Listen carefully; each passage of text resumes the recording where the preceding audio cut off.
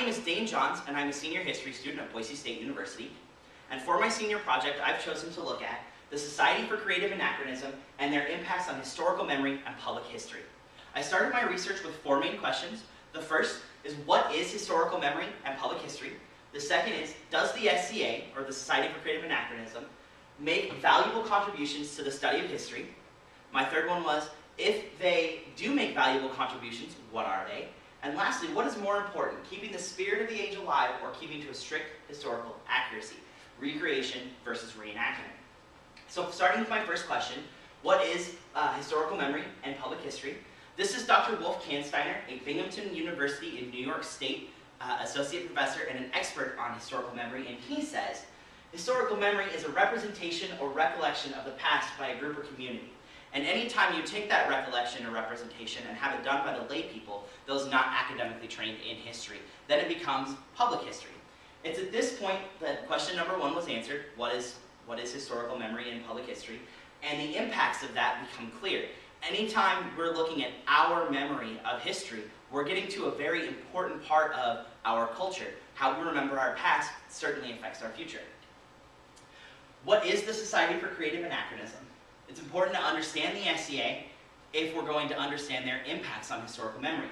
The SCA is an organization that has chapters internationally dedicated to the recreation of history as it should be. They say that they reenact the current Middle Ages. There are several hundred areas in which they have faithful recreations from the Middle Ages, but there are several very important areas where they differ from the true Middle Ages in their recreation. Members of the SCA study and take part in a variety of activities, including combat, archery, equestrian activities, costuming, cooking, metalwork, woodworking, music, dance, calligraphy, fiber arts, and much, much more. If it was done in the Middle Ages or Renaissance, odds are you'll find someone in the SCA interested in recreating it. This is from the SCA website, www.sca.org. The origins of the SCA were humble indeed. They were founded May 1st, 1966 in Berkeley, California. The first meeting was a graduation party for Diana Paxton, a well-known author and historian, graduating with her master's in history. The event was held in her backyard, and it was held as a kind of protest in the 1960s against what was happening in America, and they longed for a simpler time, one full of romantic escapism. The name, the Society for Creative Anachronism, was coined by author Marion Zimmer Bradley. When they had their second meeting, she was asked for a group name to reserve a pavilion under in a park, and she chose this name because an anachronism is something out of time, and they very much wished to be out of time. They wanted the Middle Ages today. In 1968, the Second Kingdom was founded in New York State by Zimmer Bradley when she moved from Berkeley to New York. And it was called the Kingdom of the East, California being the Kingdom of the West. In 1969, the medieval kingdom was founded in the Midwest, and these are the 3 main kingdoms in the Society for Creative Anachronism's known world, which is anywhere they have a chapter. Today, they have over 60,000 members internationally among the 19 known kingdoms. The Society for Creative Anachronism's 3 main contributions to historical memory. So we've looked at historical memory, and we looked at public history, and we've determined that it's very important based on how we view our past. It tells a lot about how we view ourselves and what things we choose to exemplify from our past and vilify from our past. It says a lot about what our current morals and values are. So the SCA has 3 main contributions to historical memory, specifically in the Middle Ages. The first is in court, culture, and medieval relationships. The second is in their grand medieval combat. And the third is in a tried and true and faithful recreation of medieval arts and sciences, including music and dancing. We're going to talk about court culture and royalty and nobility and knighthood in the current Middle Ages. This is an image of the current king and queen of Artemisia, which is the kingdom that we reside in here at Boise State University. It occupies most of Idaho and parts of Utah and Nevada. Royalty differs very differently in the SCA than it would have in the true Middle Ages. For instance, royalty is voted upon in kingdom-wide elections, whereas in the true Middle Ages, your title would have been handed down to you from your parents through a system of primogeniture. Noble titles, such as Duke, Duchess, Count, Viscountess, and so on, are awarded to those who either serve in lesser leadership roles, smaller chapters like at the city level, or those who have completed terms as royalty. For instance, the titles Duke and Duchess are only awarded to individuals who've served 2 terms as king and queen and have since retired from public life. And lastly, there are 3 peerage orders of knights. The Order of Chivalry, awarded for combat, the Order of the Laurel, awarded for master craftspeople, and the Order of the Pelican, awarded for exemplary service to the society. Moving on to SCA combat. SCA combat, fighting is the SCA's central activity, and to many the activity that defines the organization. It is certainly the SCA's greatest contribution to medievalism. This is from author and SCA participant Michael Kramer.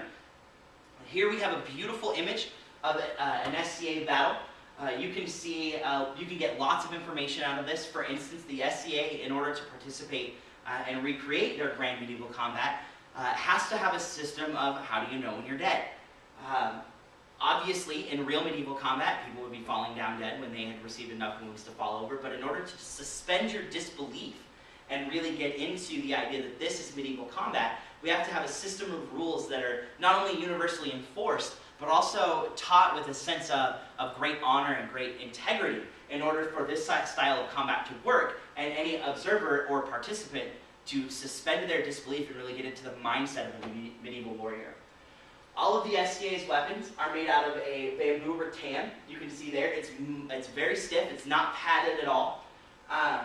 All of the SCA members' joints and vital areas have to be protected. Here on this individual in the foreground, you see his kidneys are protected, his shoulder joints, his hands. Down here you can see some hip protection. And then of course, the most important is a very, very sturdy helmet. All of his items before he went on the field would have been inspected by a safety marshal, someone trained in the rules and capable of understanding, that this item is safe. In addition to that, you see here along the edges of this green shield there are actually pieces of garden hose dyed black to protect the edges of the shield and also from anyone who has incidental combat or contact. You can see that on these helmets they have a grill. The grill has to be a certain distance apart, close enough together to prevent a thrust from a sword or spear tip from entering in there and doing any damage to his face. Here we can see in the caption to the right says fighting in the SCA can either be duels of honor between 2 components, seen left, or a large-scale battle between 2 great armies. Most of these battles are either at public demonstrations such as Renaissance fairs, or done at large-scale events like Pensic War. The next image is a large-scale battle from Pensic War. The SCA has many events that span internationally, but they have 5 major events, and their biggest is Pensic. Participants come from all over the world, not just the known world, but the real world, to participate in Pensic, and it's a 2-week-long event, typically held in Pennsylvania. Here up front, you see members representing Rome assaulting a barbarian castle. You can tell here there are literally hundreds of men and women in the foreground, but that belays how many people are actually behind the castle because there are just as many people in the castle as out. Typical battles of Pensic War have thousands of participants. And then here in this last image, you can see a woods battle. You can see all of the missiles, the arrows that litter the ground in front, and the javelins. You can see all of the spears in the foreground. And then, of course, the armored knights here in the center holding the line for their king and queen. Fighters have to go through training and testing before becoming field-certified combatants. In the SCA, that's colloquially known as earning your fighter's card. It's very important that participants in a potentially dangerous environment, it's very important that participants understand not just fair play, but also safety standards and that they're capable of giving and receiving a safe and valid hit. Women in combat. Here is one of the main areas in which the SCA varies very, very differently from the time period they seek to reenact. One such member who's become very famous in the SCA and other reenactment groups is author Toby Beck is her real name. She is Duchess Elena. Toby is a former United States military member and military police woman, and she took her SCA training and her military training and used it to create a system of combat that is specific to women. Here's an image of Duchess Elena in close combat with another female opponent. This isn't something you would have seen during the Middle Ages. There are famous exceptions to that rule, such as Joan of Arc. or Queen Boudica, but those are very rare occasions and certainly famous exceptions. They're not the everyday norm. It would have been seen as very lewd and outside a woman's traditional gender role to participate in combat.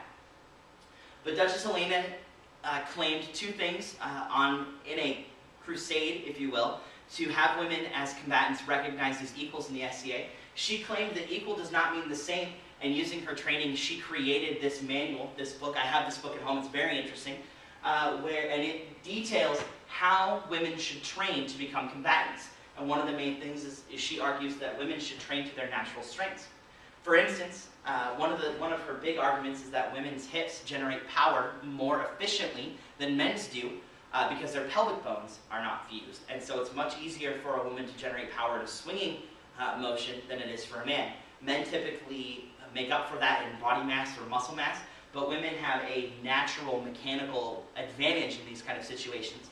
And so Duchess Helena has created a fighting style detailed in this book that give women natural advantages and teach them how to capitalize on those.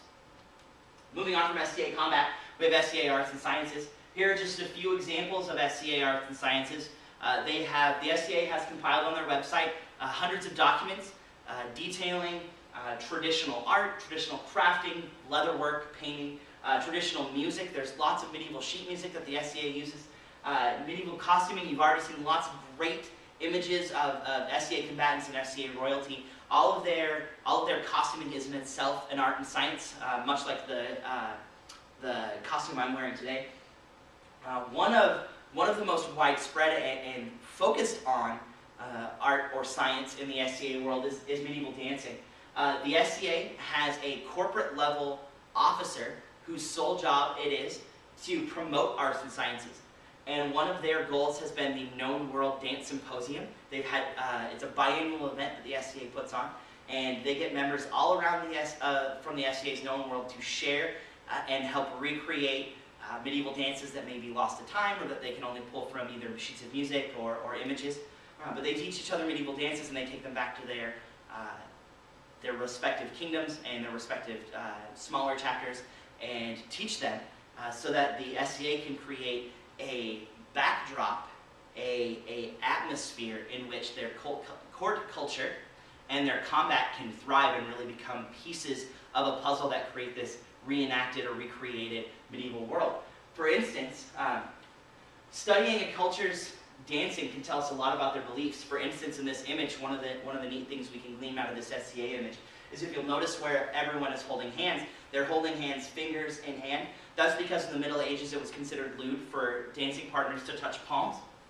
And so in this era, the SCA has not only combined beautiful costuming and music, but they're also faithfully reproducing it to the point where they're ingraining the medieval era's beliefs about how individuals should hold hands and dance. It's very important to the SCA's ability to recreate and reenact the medieval era in this backdrop. Here we have a wonderful image of an SCA, a couple of SCA members playing period instruments. Here at the bottom it says, having accurate arts and sciences like music, costuming, and art are vital to providing a backdrop for a truly recreated medieval era. These are essential to the SCA's contributions to historical memory and public history. In order to have truly valuable public history and historical memory, it can't just be a piece. You can't just decide that, oh, I really like sword fighting, so I'm going to recreate sword fighting and have that be my contribution to public history. The SCA goes so much farther and so much deeper in their arts and sciences and their court culture than do several other groups, like you may have heard of live-action role players or LARPers do. And this image also shows us another important difference between the true Middle Ages and the current Middle Ages, as the SCA calls it. Here we have a woman performing music publicly. That wouldn't have been done, especially not in a court culture environment. Women were taught music and they were allowed to learn to play, but they would have done it for private audiences and never in a public performance. It would have been considered outside of women's gender role to perform. So here are my conclusions that I came to. The SCA makes valuable contributions to historical memory. We've already seen why historical memory is important and its influence, not just for lay people, but also for historical scholars. It's very important for them to look at how we view history. So the SCA makes valuable contributions in their three main ways in their court, culture, and medieval relationships, recreating the king and queen structure that so many of us have become familiar with through movies and film. through their grand medieval combat, which author Michael Kramer made the argument that he believes that is their biggest and most important contribution to medievalism. And then, of course, in their very faithfully reenacted arts and sciences, many of which we wouldn't have if it weren't for the SCA. The SCA is one of the most elaborate displays of public history. Like no other organization, the SCA dives into their time period and provides a living example of many types of history and many aspects of medieval life that would have been completely outside the reach of most individuals if they hadn't seen it at a local Renaissance fair or gotten involved in it. They wouldn't have any idea about medieval dancing or have an interest in it, medieval music, medieval costuming, these kinds of things if it weren't for the SCA and the hours and hours of hard work and service that their individuals have put into their organization. And finally, as we've seen with several, especially in gender roles, departures from the true Middle Ages, it's far more important for a group like the SCA to capture the spirit of the age and keep the interest in the time period alive than it is to strictly adhere to historical accuracy. Individuals like Duchess Elena never would have risen to the status that she has, and author Marion Zimmer Bradley never would have been able to found a chapter if the SCA had strictly held to their gender roles. Same goes for lots of other things. The SCA always values a performance and a beautiful recreated medieval ages versus a reenacted medieval ages. They definitely view that as their contribution to our public history and our historical memory. Thank you very much. I hope you've enjoyed my video and presentation. Feel free to link it on other members' sites. Down in the comment bar, or in the description bar, you'll see a link to the SCA's website if you're interested in getting involved. They have a contact us section, as well as a kingdom map where you can find your own kingdom and information about starting a chapter if you don't have one. Also, there are several links to, there's going to be a link to Duchess Elena's book, as well as Michael Kramer's book that I pulled the quotes from. If you'd like to see more of my research, feel free to, I'll put my email at the bottom. Feel free to email me, and I'll be happy to give you a copy of my paper, as well as any comments you have below. I will do my best to respond to in a timely fashion. Thanks very much, and I hope you've had a wonderful time and that you've learned something along the way.